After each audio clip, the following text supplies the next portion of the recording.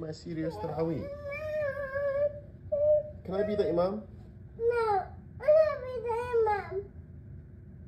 Okay, that's fine. Okay, you be the Imam. الله أكبر أشهد أن لا إله إلا الله أشهد أن محمدا رسول الله يا الصلاة يا الصلاة والحمد لله الله أكبر لا إله إلا الله لا إله إلا الله سيدنا محمد رسول الله صلى الله عليه وسلم. الله أكبر الله أكبر.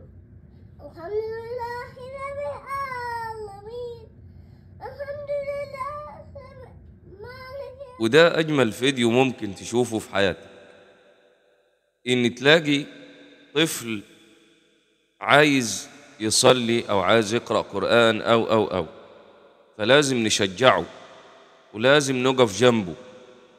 فما يعني هنا عايز يصلي خليه يصلي، صلي معاه كده تدريب، حتى مش يعني خلاص هو صلاة هيصلي بيك وخلاص، لا، خليه يصلي وبعد كده قول له تعالى أنا أصلي بيك وأعلمك حتى لو أنت غلطان. علموا أولادكم التعليم في الصغر كالنقش على الحجر، وقال النبي علموهم على 7 واضربوهم على 10 وفرقوا بينهم في المضاجع. هتمشي مع سيدنا النبي هترتاح. ده طفل أجنبي سبحان الله العظيم، ورغم ذلك إنهم يعني معتنقين الإسلام وبيحبوا الصلاة، والطفل الصغير بعيط عايز يبقى الإمام.